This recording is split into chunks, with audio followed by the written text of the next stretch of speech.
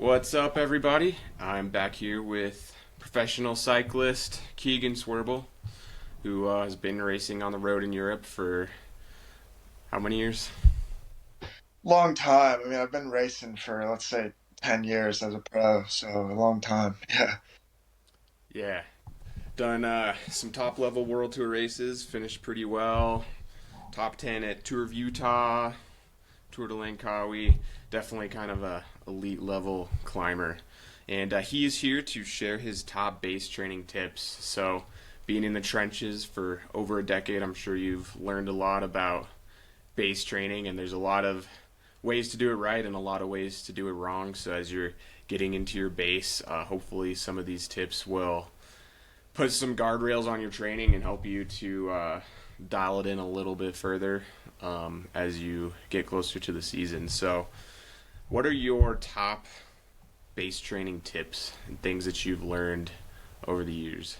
Yeah, so thanks for having me. I mean, I just kind of want to start this out by just overall talking about how in the winter, nothing is more important than just simply being consistent. And I know that it's something that's said all too often, but I feel like the winter's a great time. We're all at home. We're not racing. We're not traveling. It's kind of that time of year where most people are just in their homes grinding. Some of us are on the train. We have nothing that is going to possibly impede us from just every single day clicking that box screen on Training Peaks and just getting in those sessions. And I feel like the years that I've had a really kind of, let's say, a sketchy spring, maybe I've had some health issues, some injuries, whatever, but I had a really solid, consistent November, December, January. It just, your level comes back really, really quickly. And I just feel like there's something about getting in a couple of good months of just mad, simple, but super consistent work that can just take us so, so far. So, I mean, that would kind of be, that's not a really pinpointed direct tip, but I feel like it's a good way to start this Yeah. this section. Just nail that consistency at all What, costs. You know? what do you think are like some things that help you maintain that consistency, like whether it's in training or nutrition or just stuff that helps you to stay healthy or motivated? Yeah, just at all costs avoiding extreme. And I actually made a little TikTok video about this the other day. Like anything, for instance, the example that I used was like I see a lot. This is a real pro rider. I don't know what he was thinking, but his very first, he's a world tour pro. I saw it on Strava. His very first ride back after taking 4 months off, or 4 weeks off for his off-season rest was like this 7 hour death ride. He averaged, his heart rate was like average of like 165 for 7 hours. And I'm just kind of seeing that type of thing and thinking like, it's cool, like it's a good experiment, whatever, but possibly that guy's going to be destroyed for 3 days after. Those types of things are going to break our consistency. Going to the gym, really smashing 500 squats your very first time, and then not being able to walk, therefore not being able to train. Just kind of, being smart, trying to avoid any extremes, any extreme training weeks we want to avoid. We just want to do everything at medium gas and just consistent chip away, chip away, chip away. And then, yeah, I mean, the classic stuff with as it's important all year round with the whole nutrition side, just always making sure we've got that tank topped up. We're getting in those carbohydrates. We're not, again, doing any extreme diets, no fasting, no anything like that. Just very, very middle of the road. We're just going for Yeah, so, totally. I think you got to think about you have a limited number of matches for the season. So I know I've made the mistake in the past, especially a couple years ago, where I had a broken collarbone in like August and September, and I barely rode, and I was just so hungry to get back on the bike, and was just smashing huge weeks, pretty much like October through. I mean, to like mid spring, but by the time I got to June, when like my big races actually came, I just was totally smashed for the rest of the year, and my body kind of fought back, and I just couldn't go deep. I couldn't do more than one hard effort, and I like started losing a bunch of weight. My hormones were all off, and you got to be careful, like, not to go past that limit or burn those matches. And I think you make a good point with the nutrition. Even like if you're not refueling properly, you're just causing so much damage, but you're not allowing your body to repair it. So I think that's also a huge thing that a lot of people also try to lose weight in the base season, but you have to really be careful not to overdo it with the weight loss and just be conservative with it over time. Totally. No, I think that's a great point. Like other people talk about, don't don't start this. Like you say, you can only be up there. I like to kind of say it like this: like once you're up, meaning you're carrying a high level of training load, you can't stay there indefinitely. Like you're going to have to come down again, and that's why it's a good idea. And if you look at these like World Tour pros in November, they're really not training that hard. Even in December, like not many hours, not many anything. They're just kind of waiting because they know, like, all right, let's say a certain rider can really be carrying that mega training load for 3 months. They want to have those be when the big races are, like not November, December, January. It's just laying consistent blocks instead of really. This is a controversial topic, I mean, but you know what I mean. Yeah, totally.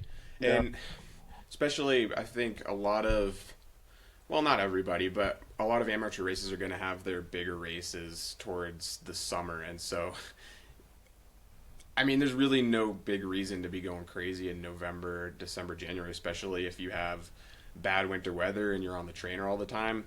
Probably better off focusing on the gym work, not doing as much volume, and then once you get to February or March, then really trying to ramp up the volume and taking that consistency to the next level and maybe throwing in some bigger weeks to really overload your body from that point. Yeah. Yeah, I agree. I think we want to get to the first day of 2025 fit and able to put in the big hard yards. That's kind of how I see it. That's what Definitely. these next November, December, January are kind of just preparing our body to put in those big yards. That's Yeah, how I'm kind of absolutely. looking at it a bit Yeah, more. and you should feel you should always feel like you want to do a little bit more, especially early on in the year. You should kind of feel like a caged animal, like, oh, I want to smash some hard efforts. I want to do the big weeks, but I'm not going to yet. That way, when the time really comes, you're super motivated and your body is responding well, and you just see that big jump when it actually matters. Yeah, exactly. Awesome. Exactly. So, to that end, during your base season, are you doing any intervals or is it mostly zone two? What do you kind of recommend for the average person, age group rider, cat one, two, three, four, in terms of intensity and kind of dosing that throughout base season? Yeah, well, I mean, of course, the base season is genuinely we're targeting our aerobic energy systems, right? And that's how like I feel like a lot of people don't really know why it's called base. Like it's just this term that was thrown about, but I mean, really, the aerobic engine is the base of any performance in any endurance sport, and so that's why we're really focusing on this aerobic engine during this time of year.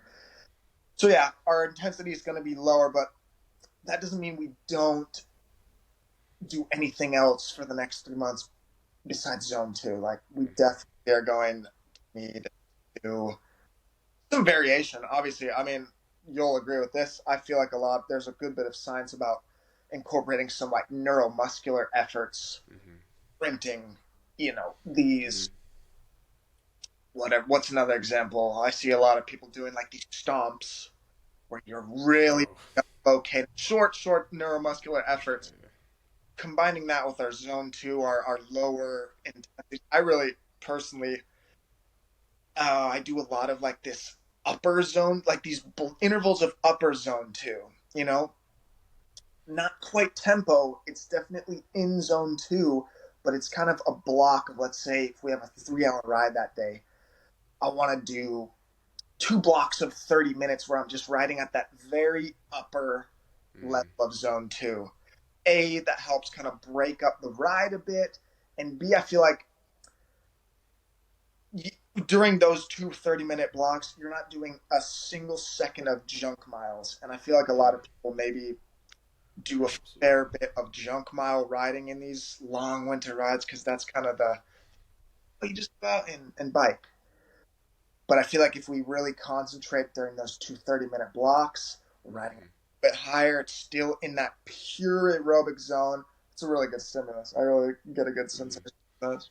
Yeah, I think, and would you say that's probably more beneficial than doing a lot of tempo because you're more laying the foundations? Because I think tempo has its place, but you're probably better off spending more of a bulk of that time in the zone 2 area because if we look at the adaptations that we're after, we're really trying to build the mitochondria, train the fat burning, and once you Yeah, cross over that line into tempo zone, you're kind of losing those gains that we're really trying to train during base season.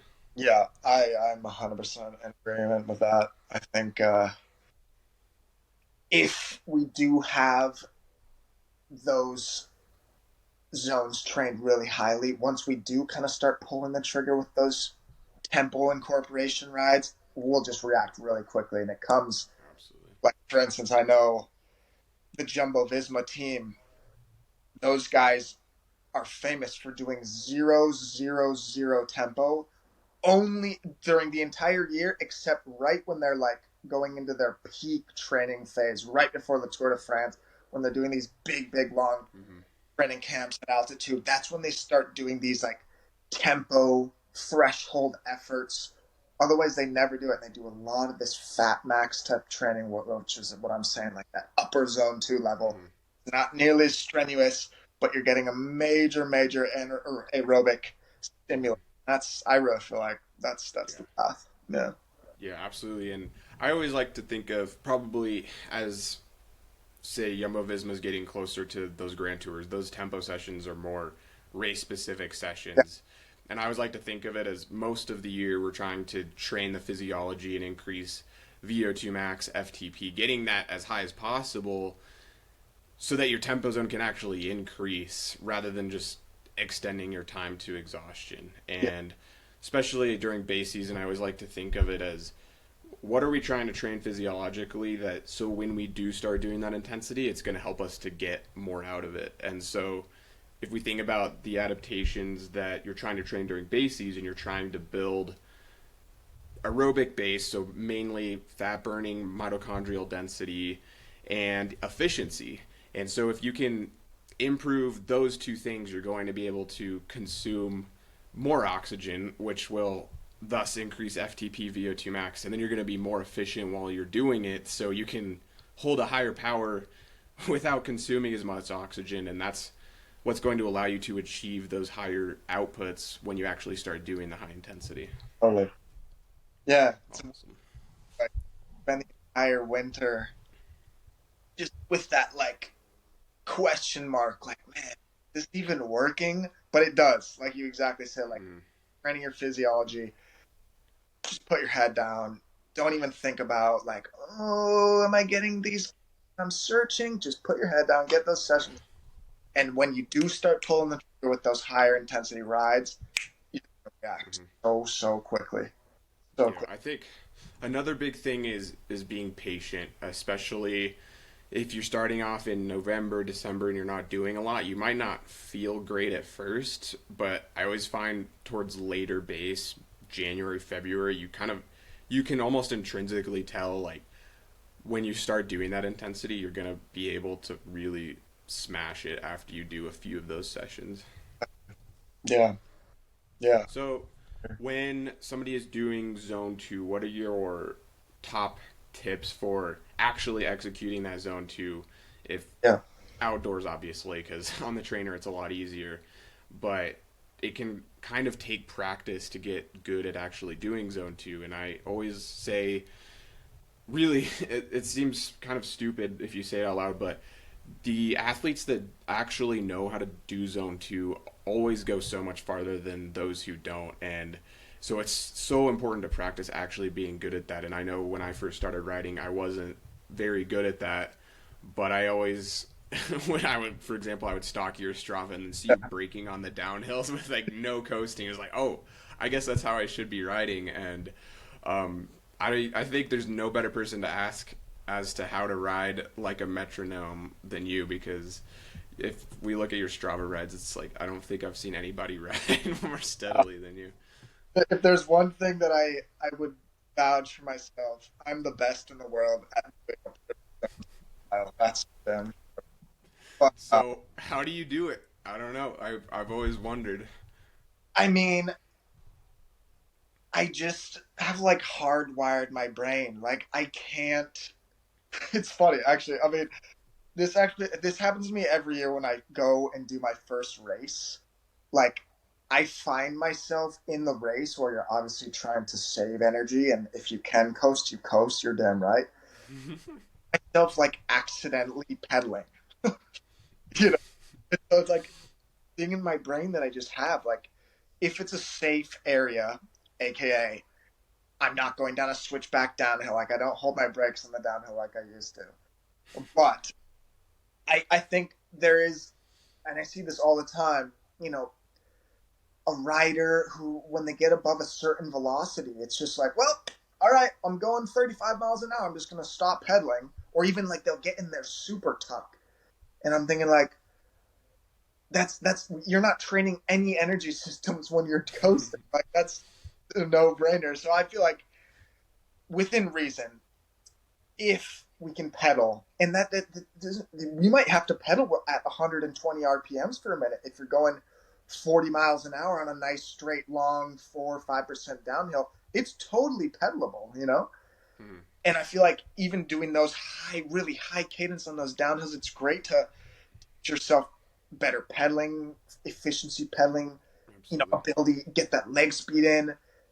I don't know. I just am a bit of a freak with that type of stuff. Yeah. I pedal in all possible moments. And I feel like it's something that a lot of people can improve. You know, like you've seen that graph on Strava for at least if you have the Strava Premium, you can see like how many seconds or how many minutes during each ride you spend between 0 and 25 watts, which is coasting, obviously. Yeah. We want to get that as low as we can. Like, Absolutely. yeah, Yeah, and I feel like the best way to approach it is keeping your power as steady as possible and kind of varying your cadence or exactly. just shifting with the terrain. Because I think one thing people do is they ride with the terrain, and rather you need to focus on just keeping that power steady as possible, but changing gears, whether it's going in a lower gear or a higher gear, or even you can even do single speed riding if you're riding a bunch of rollers and kind of get in that cadence work rather than accelerating on the uphills and coasting on the downhills. And if you're used to doing that, it can definitely take a while to get used to riding in that steady zone. But the more you do it, then the more natural it becomes. Yeah. Yeah, it's definitely, I mean, and that's the reality. Like, zone two can be boring at times. There's no doubt. Like, you got to go super slow on the climbs. If you're going up a steep climb, like you're just basically just going as low as you can. But I feel like that discipline there, it just pays off every year in the long run. Like, if you can just really hold yourself back and just make sure you're in that proper zone. Again, not trying to like make anyone neurotic about this stuff like I am.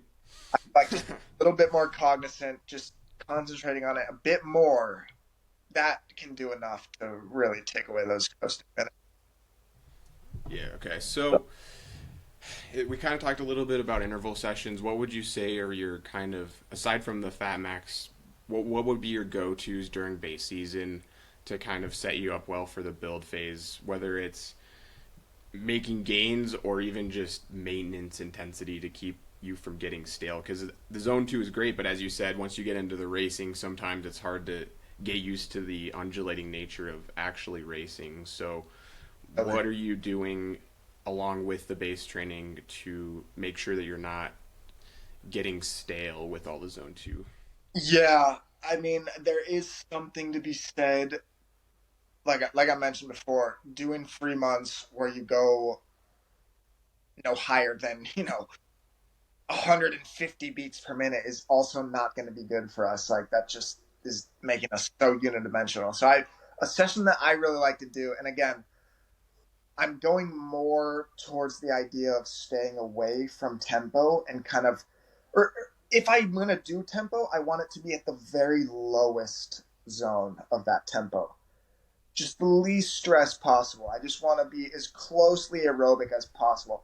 And I like to do a nice session where I'll maybe go out and do, for those of you who have long climbs around, or you can just do it on the flat, maybe a solid two 15 to 20 minute blocks where I go 20 seconds like neuromuscular, really hard sprinting, basically seated sprints, kind of just develop that callus. This is a workout that you would know. Nate Wilson, he's a fantastic coach. He used to have me doing this all the time, and I really think it's an effective one. So yeah, 20 seconds, basically full gas, seated, and I would alternate between one at a lower cadence and one at just a higher cadence. So it's a freely chosen cadence. Mm-hmm. So do that for 5 minutes. So 20/40s for 5 minutes, straight into like a tempo block for 15. Mm-hmm. Do that twice. I feel like that, again, mostly aerobic session, but we're also getting a little bit of that muscular, that neuromuscular, that glycolytic system firing too, without going out and pounding out 40/20s and it's a lot less stressful. Mm-hmm. Yeah, I like to think of that as a kitchen sink session of getting just a little bit of everything to remind the body of what it's like to go hard. Maybe you probably don't see a lot of gains necessarily from that session during base season because it's probably not physiologically hard enough to really push you to the next level, but it's definitely effective for reminding your body and your mind how to push the pedals harder. That way you don't get to your first race, your first VO2 max session where you haven't felt pain for 4 months and you have no idea what you're doing. Yeah. No, and that's another thing. Don't be afraid to throw in kind of just these reminder sessions. Just do exactly that. Remind your body, this is what we're actually working for. Don't just forget that, because if you get to January, or in my case, like I'm starting to race in early February, if I get to January and I haven't done anything except low intensity work, like I don't have enough time to even get myself to a level where I can even benefit from doing these high intensity sessions, because I just simply don't have anywhere near that level yet by having just done zone 2 for 3 months. So yeah, don't be afraid. Chuck in a little session here and there, group ride. It's more fun. Remind that body of we're going hard in this sport in a couple of months. So, yeah. If you have access to a great group ride, I think that's an awesome session because you're going to get a little bit of everything. You're gonna keep those technical skills sharpened up. You're gonna be used to pushing yourself with other people. Even with doing interval sessions, you're in control of your effort, and you kind of need to remember that racing, you're not really in control of your effort. You're kind of going with the pack, and you have to be willing to put yourself in that mental space of following the wheels and suffering a little bit. So even a group ride, maybe once or twice a month, is probably really good to incorporate during the winter. Yeah, no, 100% agree. I think that's better than any interval session. Yeah.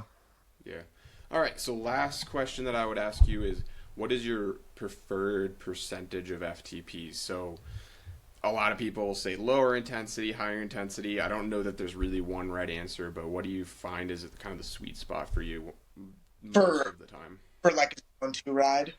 Yeah. That's a good question. I've experimented with kind of both extremes over my career. And I feel personally, and this is kind of going to be something that I feel like everyone needs to do a bit of self-experimentation with as well. Personally, I feel like I'm a bit closer to that 6.6, 6.7 if I'm just doing a super steady ride. But that's actually quite hard, honestly. That's quite a lot of power.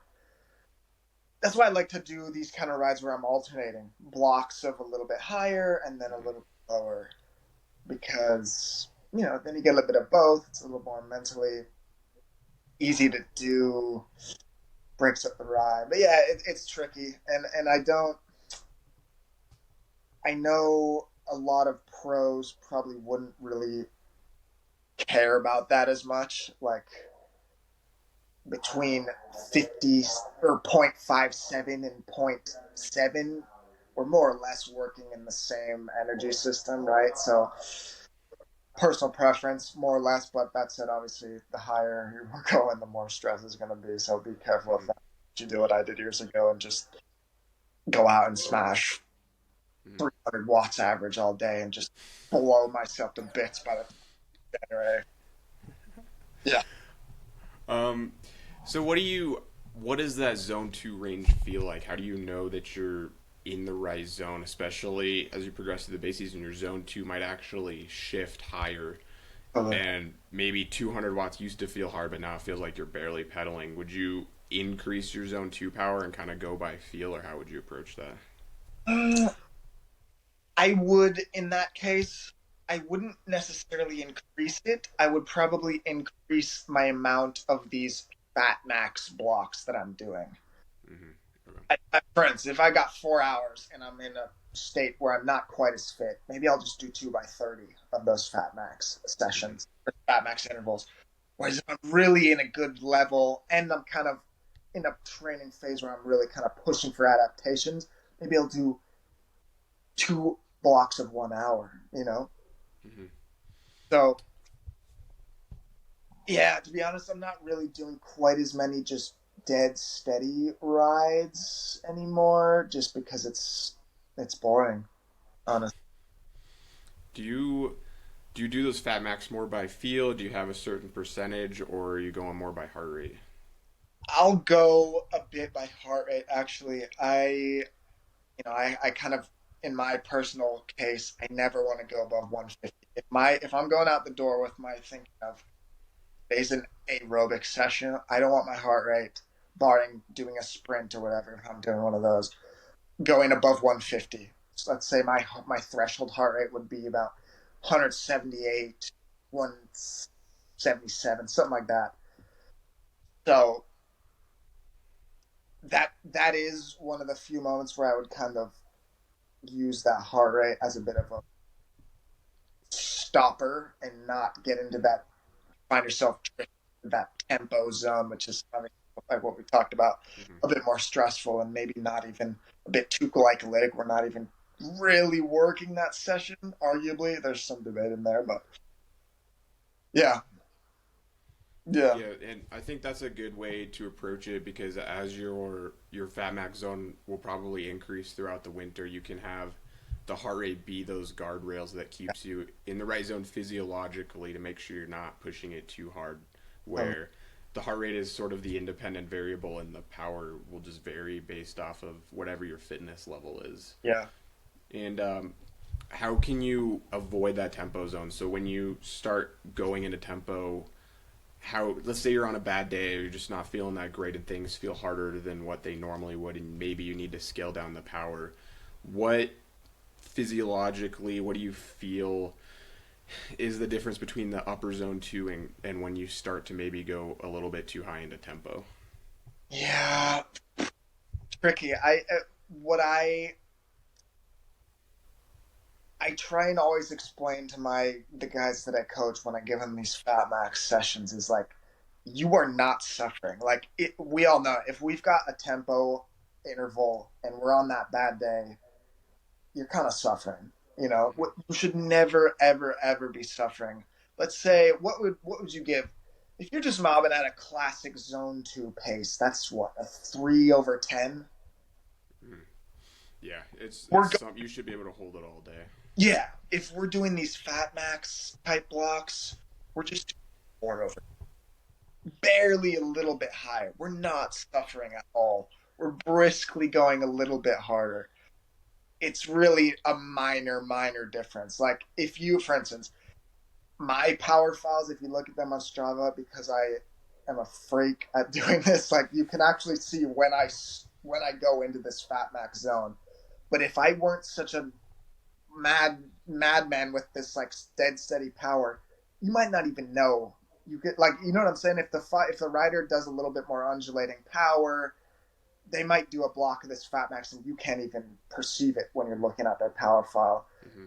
Very slight increase, very slight. Yeah, and I think if we look at how the physiology changes when you go from zone 2 into zone 3, you're starting to accrue more of those type 2 muscle fibers, and you can feel your RP just takes a jump, maybe from 3 or 4 up to like 7, because starting to train a totally different system. So I think the biggest difference is kind of like what you said, is staying within that RPE range. And if you start to feel things get significantly harder, you feel like you're really in some capacity hurting to hold that power, you're probably going a little bit too hard. Exactly. Yeah. Yeah. If you're no suffering on the fat max, no suffering. Definitely not. All right, awesome. So Yeah. top 3 takeaways: consistency, zone 2, throw in a little bit of intensity, don't dig yourself into a hole, stay on top of the nutrition, and just stack those green boxes all winter long, and you're going to be set up for some mega gains in your build. Agreed. Yeah. Awesome. Wait. Cool. Well, we are both coaches with EVOQ, so Landry at EVOQ Bike, Keegan at EVOQ Bike. If you want to have any questions about this podcast or want to hit us up for potentially coaching, we are here and available to talk about that. So we will talk to you later, and go ride your bike. Yeah. See you guys. Peace.